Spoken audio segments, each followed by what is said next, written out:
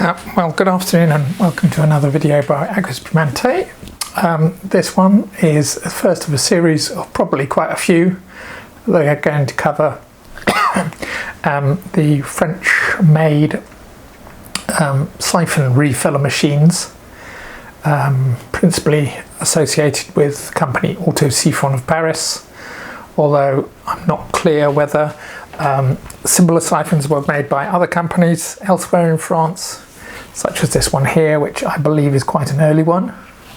Most of them seem to follow in the pattern given here, with the early ones there.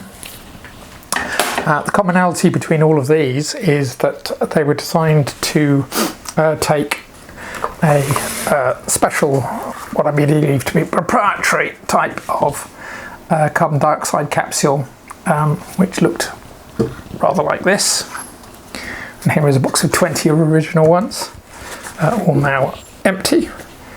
And what made these unique was that, well, not quite unique, unusual, is that they were all refillable. Now you may be able to hear here, click, click, click, click.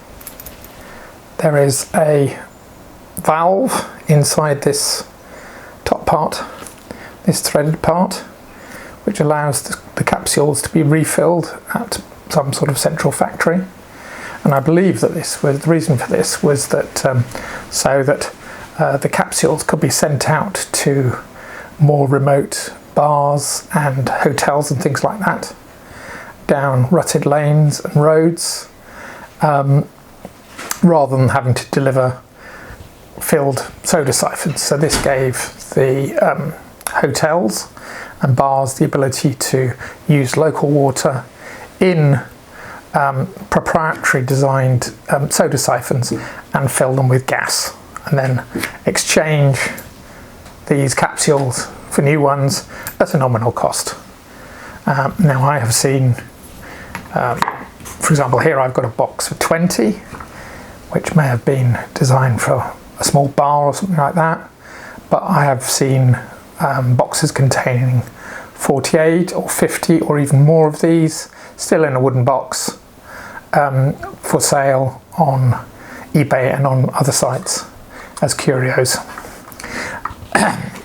Now you may ask, what's the difference between these and what we call the modern carbon dioxide capsule, and that's a modern 8-gram size carbon dioxide capsule. Now the ones made by AutoSiphon were roughly the same size, which is fortunate, and probably contained a similar amount of gas, very close amount of gas. They're slightly fatter than the modern ones, but not much. And it's fortunate that the modern capsules actually fit physically into the same space that was designed for these early ones. So we've got potential to convert any of these soda siphon fillers to use modern capsules.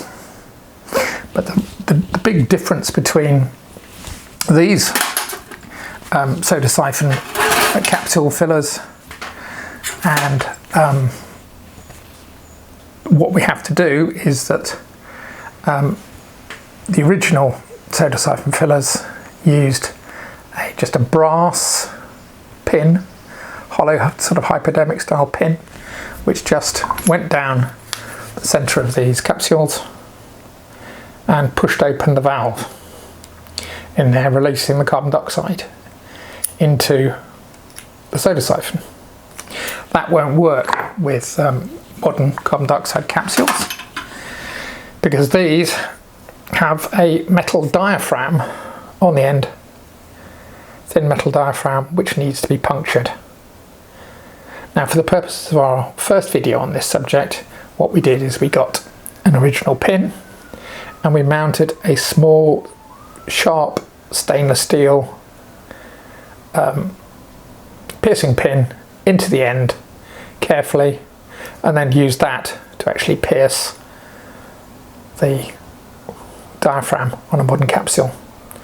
And that was really just a proof of principle to show that it would work.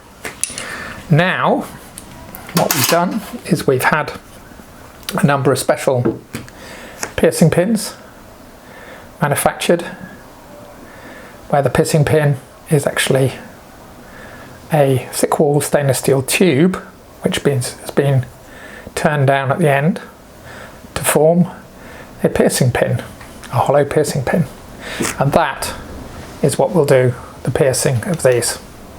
So these will be mounted into the original assembly, which is on the nose of this bracket, and will be used to pierce it. I think you can see that just moving forward there. So the carbon dioxide capsule will be resting on there, and then this will be forced forward by the mechanism to actually pierce the capsule. The other complication with these soda siphon refilling machines is that it was probably made for quite a long period, and as you can see in the mechanism on this one, although superficially they look similar, you can see that the frame for this one is a lot longer than the frame for that one, and we have identified approximately 4 different types of valve body. And for example, on this one, that cap is angled back, whereas on this one it goes straight out, and this is angled straight up, and that one is angled slightly down. So there's 4 different types at least that we've identified, and we're having to produce a slightly different piercing pin assembly for each one of those, which complicates matters a little bit. So that's why it's taken us quite a long time to actually get to this stage where we're producing a video, because we have to look at the different mechanisms, and then over the course of the series of videos what we'll be showing is, as we get each different type fully working, we'll be producing a couple of videos around that to show where we are, and then eventually we hope to be able to offer a service and also fully restored siphon refillers to go with these. So we'll be offering a service, restoring these back to fully working condition, like we do for the Sparklets Type D and other Sparklets soda siphons. So a bit of more background as to what other differences there are between these siphon refillers and the siphon bottles that were around at the time that they were designed to replace. Now what we've got here is what I call a standard bar top soda siphon, and it's similar style to the ones that I'm going to show you in a second, which are designed for use with these. Now this is, as you can see, it's covered in a metal shroud, and it's got a glass liner, blue glass liner, and those were very popular in France, and that's what most people recognise as being a bar top soda siphon. But you'll notice it's quite small compared with the carrier on these, and that's because these type were only refillable at breweries and other factories, small factories. The soda siphons that were designed to fit into these, well, there were 2 types. There was an early type which had no glass shroud on it. I haven't got an example here. And then there was a slightly later type which had these, or it could be an earlier type, I think it's a later type though, which had either a brass, or in this case I think it's silver plated or nickel plated brass shroud on it, and these were designed to fit into here. Now you notice some similarities apart from in size. Now these won't work with this siphon refiller, although all of these siphon refillers shown here will work with this type of bottle. So what they used to do is they would open up this, the shields, and the bottle will be put inside like that. Like that. The shields will be closed up, and this is to protect the user, especially with the early ones which were glass, if it broke whilst it was being gassed up. Now you notice that the spout is aligned with this, and this handle would then come down once you'd put a carbon dioxide capsule into the mechanism down here. So, there we go. So everything will be aligned, and then you would depress this handle, and the cam here pushes everything together, and then as you push it down, the pin that's in here will push down into the capsule and release carbon dioxide. And that, after this handle has been depressed by that part, allows the carbon dioxide to go inside there, and then you'd clamp it all together, clamp it down by hand, and then shake it basically, and that would mean that it's filled with carbon dioxide. Now we've done a video a good while back showing that actually working, but it didn't work quite as well as it would have done originally in the sort of 30s, 40s, 50s, perhaps into the early 60s when these were still in widespread usage. But anyway, then after you'd put the carbon dioxide in, open the gates up again, tip it out like that, take the bottle out, and that would have been refilled.